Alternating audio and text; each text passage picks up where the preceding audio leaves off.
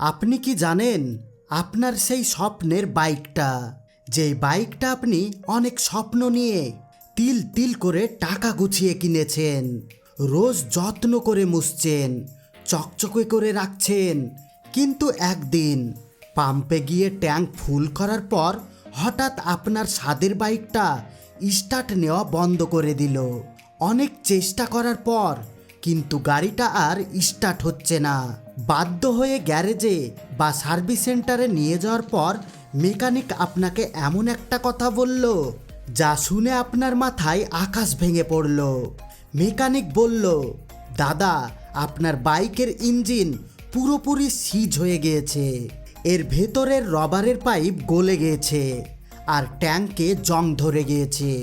একবার ভাবুন তো, তখন আপনার কেমন লাগবে? আমরা সবাই কম বেশি জানি পেট্রোলের দাম কমানো এবং পরিবেশের কথা ভেবে বর্তমানে পেট্রোলের সঙ্গে 20% ইথানল মেশানো হচ্ছে, যাকে বলা হয় E20 পেট্রোল। আর এই তেল ব্যবহার করার ফলে অনেক পুরনো গাড়ির ইঞ্জিন ভেতরে ভেতরে ক্যান্সারের মতো ধীরে ধীরে নষ্ট হয়ে যাচ্ছে। কিন্তু বিপদ এখানেই শেষ নয়। বাজারে আসতে শুরু করেছে এক নতুন তেল। মানে এখন থেকে আপনি পেট্রোল কিনলেই সেই তেলের মধ্যে পেট্রোল থাকবে মাত্র 20%, আর বাকি 80% থাকবে ইথানল, যাকে বলা হয় E18 ফুয়েল। এবার এই তেল যদি আপনি ভুল করে আপনার সাধারণ বা পুরনো বাইকে ব্যবহার করেন, তাহলে কি আপনার গাড়ি 1 কিলোমিটারও চলবে, নাকি মাঝ রাস্তায় ব্লাস্ট হবে? আজকের ভিডিওতে এই সমস্ত কিছু ডিটেলসে আলোচনা করব এবং জানাবো এমন কিছু গোপন তথ্য যা কোনো পেট্রোল পাম্পের মালিক আপনাকে বলবে না। আর শুধু তাই নয়, এই ইথানল তেল আসলে কি, কোথায় থেকে এসেছে, কিভাবে তৈরি করা হয়, একদম মাঠ থেকে শুরু করে ফ্যাক্টরির ভেতরের সম্পূর্ণ প্রসেস আজ আপনাদের স্বচক্ষে দেখাবো। তাই আপনি যদি একজন বাইক লাভার হন এবং নিজের স্বাদের বাইকটাকে বাঁচাতে চান, তাহলে ভিডিওটি একদম শেষ পর্যন্ত দেখবেন। কিন্তু আপনাদের কাছে একটা রিকোয়েস্ট, ভিডিওতে একটা লাইক দিয়ে চ্যানেলটি সাবস্ক্রাইব করে অল নোটিফিকেশন সিলেক্ট করে রাখুন। তো চলুন শুরু করা যাক। সবার আগে আমাদেরকে বুঝতে হবে এই ইথানল বা ইথাইল অ্যালকোহল জিনিসটা আসলে কি। সেটা বাংলায় বলতে গেলে এটি হলো এক ধরনের পিওর অ্যালকোহল বা মদ। হ্যাঁ, ঠিক শুনেছেন, যে অ্যালকোহল মানুষ পান করে। এটি তার একটি রিফাইন এবং হাইড্রো রূপ। কিন্তু সরকার কেন পেট্রোলের সঙ্গে এই অ্যালকোহল মেশাচ্ছে? এর প্রধান কারণ হলো অর্থনৈতিক এবং পরিবেশ। আমাদের দেশ তার প্রয়োজনীয় অপরিশোধিত তেলের প্রায় 85% বিদেশ থেকে আমদানি করে, যার জন্য প্রতি বছর লক্ষ লক্ষ কোটি টাকা বিদেশে চলে যায়। এই বিশাল খরচ কমানোর জন্য সরকার ইথানল ব্লেন্ডিং প্রোগ্রাম শুরু করেছে। ইথানল যেহেতু আমাদের দেশেই কৃষকদের চাষ করা আখ, ভুট্টা ও পচা চাল থেকে তৈরি হয়, তাই এটি যেমন সস্তা তেমনি পরিবেশের দূষণও অনেক কম। কিন্তু প্রশ্ন হলো, মাঠের আখ বা ভুট্টা কিভাবে গাড়ির জ্বালানিতে পরিণত হয়? চলুন সোজা চলে যাই ফ্যাক্টরির ভেতরে। একটি ইথানল ফ্যাক্টরি বা ডিস্টিলারি প্ল্যান্টের ভেতরের দৃশ্য দেখলে আপনি অবাক হয়ে যাবেন। এর উপাদান প্রক্রিয়া প্রধান 5টি ধাপে সম্পূর্ণ হয়। ধাপ নাম্বার 1, কাঁচামাল সংগ্রহ ও প্রক্রিয়াকরণ। সবথেকে বেশি ইথানল তৈরি হয় আখ এবং ভুট্টা থেকে। প্রথমে হাজার হাজার টন আখ বা ভুট্টা ট্রাকের মাধ্যমে কারখানায় নিয়ে আসা হয়। আখের ক্ষেত্রে আখগুলোকে বিশাল ক্রাশিং মেশিন দিয়ে পেশাই করা হয়। এই মেশিনগুলো এত শক্তিশালী যে এক নিমেষে টন টন আখ থেকে রস বের করে ছিবড়িগুলোকে আলাদা করে দেয়। আর ভুট্টোর ক্ষেত্রে সেগুলোকে প্রথমে গুঁড়ো করে পাউডার বা আটার মতো তৈরি করা হয়। ধাপ নাম্বার 2, লিকুইফিকেশন বা স্যাকারিনেশন।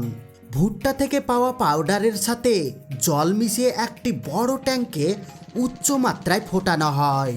এই মিশ্রণকে বলা হয় ম্যাশ। এরপর এর মধ্যে বিশাল কিছু ইঞ্জিয়াম বা রাসায়নিক পদার্থ মেশানো হয়। এই ইঞ্জিয়ামের কাজ হলো কাঁচামালের ভেতরে থাকা স্ট্রেচ বা শ্বেতসরকে ভেঙে মিষ্টি গ্লুকোজে পরিণত করা।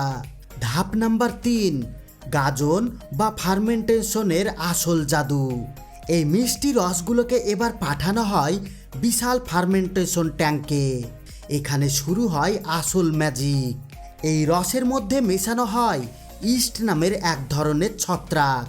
এই ইস্ট হলো খুব ক্ষুদ্রাত্ম একটি জীবাণু।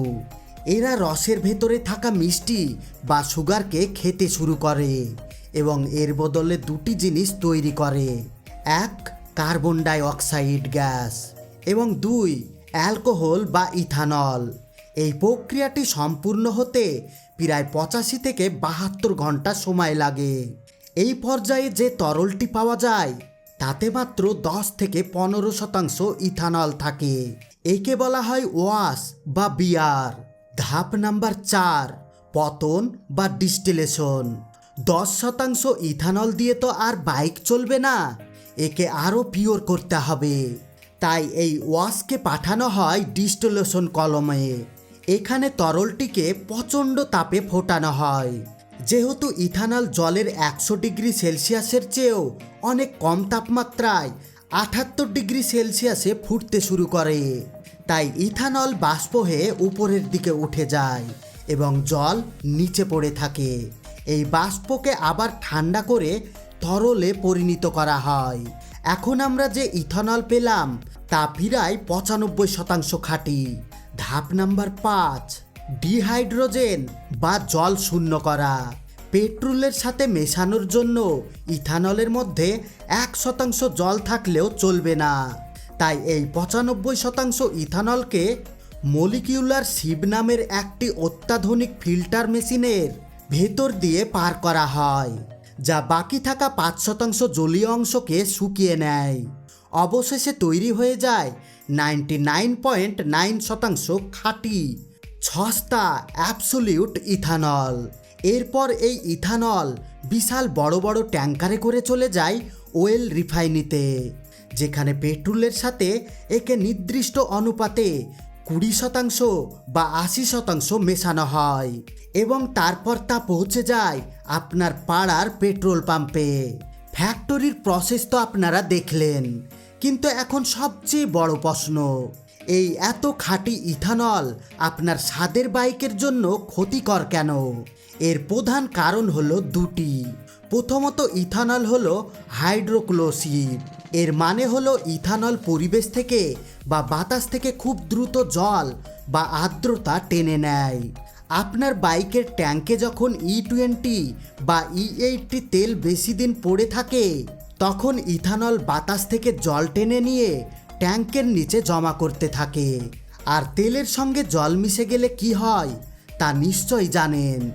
লোহার ট্যাঙ্কে জং ধরে যায়, ফুয়েল পাম্প জাম্প হয়ে যায়। দ্বিতীয়ত, ইথানল হলো এক ধরনের সলভেন্ট। আমাদের পুরনো বাইক বা স্কুটারগুলোর ইঞ্জিনের ভেতরে যে রাবারের পাইপ, প্লাস্টিকের পার্স বা গ্যাস কিট থাকে, ইথানল সেগুলোকে গলিয়ে দেয়। ধীরে ধীরে রাবারগুলো শক্ত হয়ে ফেটে যায় এবং লিক হতে শুরু করে। আপনার বাইকটি যদি BS4 বা তার আগের ভার্সন হয় তবে সেই ইঞ্জিন E20 পেট্রোল নেওয়ার জন্য তৈরি হয়নি। সেখানে যদি আপনি 85% ইথানল যুক্ত E18 তেল ভরেন তাহলে গ্যারেন্টি দিয়ে বলা যায় কয়েক মাসের মধ্যে আপনার ইঞ্জিনের দাফারাফা হয়ে যাবে। তাহলে উপায় কি? E18 তেল কাদের জন্য বানানো হচ্ছে? এই তেল বানানো হচ্ছে সম্পূর্ণ নতুন প্রজন্মের গাড়ির জন্য, যাদের বলা হয় ফ্লেক্স ফুয়েল ইঞ্জিন। এই ইঞ্জিনগুলো এমনভাবে তৈরি, এর সেন্সার এবং অ্যালুমিনিয়াম ও রাবারের পার্টসগুলো স্পেশাল গ্রেডের হয়, যা 100% ইথানলেও জং ধরবে না বা গলবে না।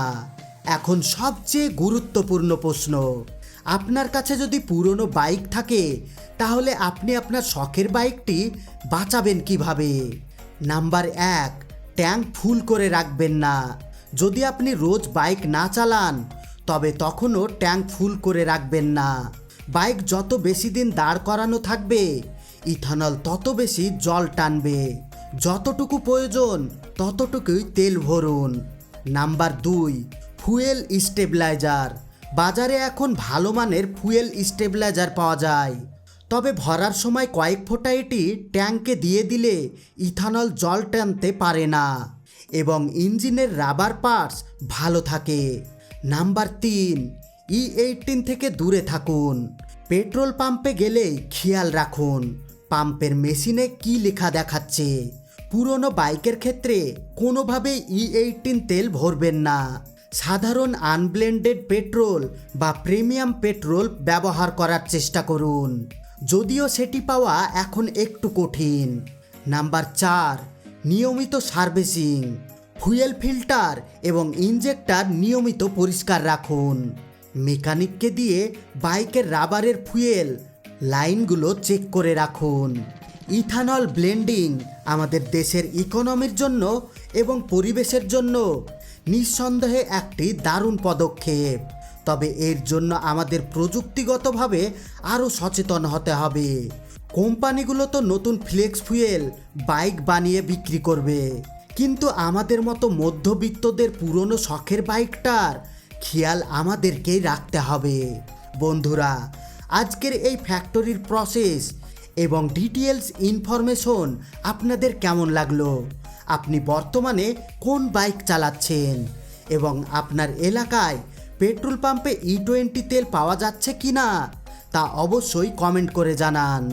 ভিডিওটি তৈরি করতে অনেক রিসার্চ এবং সময় লেগেছে, তাই যদি ভিডিওটি একটুও ইনফরমেটিভ মনে হয় তবে প্লিজ ভিডিওতে একটি লাইক দিয়ে আপনার বাইক লাভার বন্ধুদের সাথে শেয়ার করে দিন।